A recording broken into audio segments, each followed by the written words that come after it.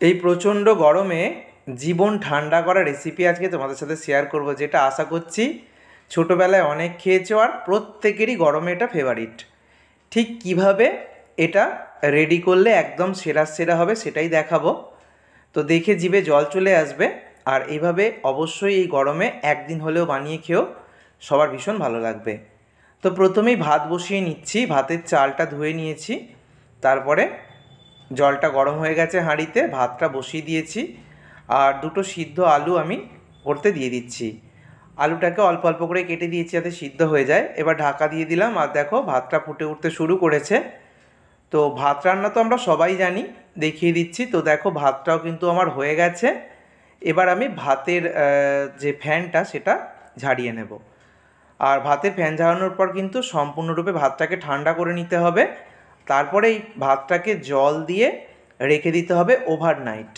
সারা রাত রেখে দেব, মোটামুটি 6 থেকে 8 ঘন্টা অবশ্যই রাখতে হবে। তো ওভারনাইট রেখে দেওয়ার পর আমি ফিরে আসছি। তো পরদিন সকালে আমি দেখাচ্ছি। তো আমি 2 হাতা বেসন নিয়ে নিচ্ছি এখানে।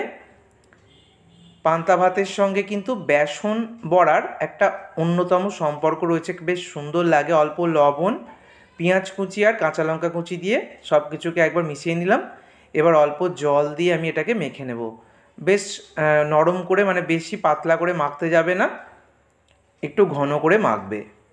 তো এটাকে আমি রেডি করে রাখলাম। এবারে আমি দুটো ডিমকে ফাটিয়ে নিচ্ছি। তো একটা বোলের মধ্যে দুটো ডিমকে আমি ফাটিয়ে নিলাম। ডিমের মধ্যে সামান্য লবণ দিলাম আর দিয়ে দিচ্ছি পেঁয়াজ কুচি আর কাঁচা লঙ্কা কুচি একসাথে। এবার খুব ভালো করে একটা কাঁটা চামচ দিয়ে সব কিছুকে একসাথে ফেটিয়ে নেব। তো ডিমের মিশ্রণটাকে ফেটানো হয়ে গেছে, এটাও রেডি করে নিলাম। এবার কড়াই বসিয়ে দিয়েছি, গ্যাসের উপরে সর্ষের তেল দিয়ে দিয়েছি। সর্ষের তেলটা গরম হয়ে গেলে দুটো শুকনো লঙ্কা দিয়ে শুকনো লঙ্কাটাকে একদম মচমচে করে ভেজে আমি তুলে নেব। শুকনো লঙ্কা ভালো করে ভাজা হয়ে গেছে। আর এই লঙ্কার তেলটাও কিন্তু আমি পান্তা ভাতের রেসিপিতে কাজে লাগাবো। তেলটা একটু কমিয়ে নিয়েছি, ওই তেলের মধ্যে ডিমটাকে ভাজতে দিয়ে দিলাম। ডিমের অমলেটটাকে একটু মোটা করে ডবল ডিমের অমলেট বানিয়ে আমি রেখে দিলাম। অমলেটটাও হয়ে গেল। এবার দেখো অন্য একটা ফ্রাইং প্যানের মধ্যে তেল নিয়ে নিয়েছি। তেলটা গরম করে নিয়ে যে বেসনটাকে পেঁয়াজ দিয়ে কাঁচা লঙ্কা দিয়ে মেখে রেখে দিয়েছিলাম সেটা বড়ার শেপে দিয়ে দিচ্ছি। বেসন বড়াগুলো ভেজে নেব। তো একদম মুচমুচে বেসন বড়া, যেটা পান্তা ভাতের সাথে খুব ভালো যায়, ভেজে নিচ্ছি উল্টে পাল্টে। এটা গোল্ডেন ব্রাউন কালার চলে এলে তুলে নেব। তো দেখো খুব সুন্দরভাবে কিন্তু ভেজে নেওয়া হয়ে গেছে, এবার আমি তুলে নিচ্ছি। তো এগুলো আমার কমপ্লিট। আর এখানে দেখো পান্তা ভাতটা রেডি করে রেখেছি আগের দিনের জলে ভেজানো যে পান্তা ভাত, জলটা ফেলে দিয়েছি, আর একটু জল আমি দিয়ে দিয়েছি। আর যে আলুটা সিদ্ধ করে রেখেছিলাম খোসা ছাড়িয়ে ভালো করে মেখে নিচ্ছি। লঙ্কার তেলের যে তেল সেটা দিয়ে খুব ভালো করে আলুটাকে মেখে নিলাম। এবারে যে শুকনো লঙ্কা দুটোকে ভেজে নিয়েছি সেই শুকনো লঙ্কা দুটোর মধ্যে লবণ দিয়ে আগে ভালো করে মেখে নেব। তো লবণ দিয়ে মেখে নেবার পর তারপরে আলুর সাথে মাখিয়ে নেব। আলুর সাথে এরকম শুকনো লঙ্কা ভেজে মাখালে পান্তা ভাতের সাথে দুর্দান্ত লাগে।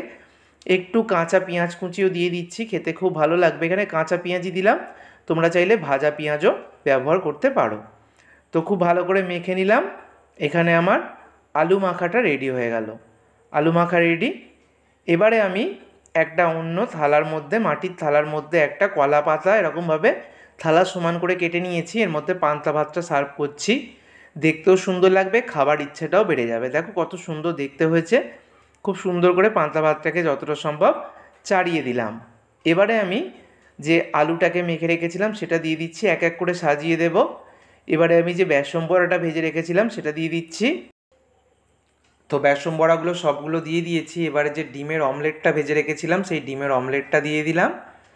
এবারে আমি এখানে দিয়ে দিচ্ছি দুটো পেঁয়াজ, কাঁচা পেঁয়াজ তো অবশ্যই পান্তা ভাতের সাথে যায়, দুটো কাঁচা লঙ্কাও দিয়ে দিলাম। আর একটা লেবু আধখানা দিয়ে দিয়েছি। তোমরা গন্ধরাজ লেবু থাকলে গন্ধরাজ লেবু দিয়ে দেবে। একটু তেল, মানে সর্ষের তেল, আর একটু লবণ দিয়ে দিলাম। ব্যাস, পান্তা ভাতের থালি একদম রেডি। এই প্রচণ্ড গরমে খেতে দুর্দান্ত লাগবে, পেটও থাকবে ঠান্ডা। আর সবথেকে বড় কথা, ছোটোবেলার কথা মনে পড়ে যাবে। ছোটোবেলায় এরকম পান্তা ভাত অনেক খেয়েছি।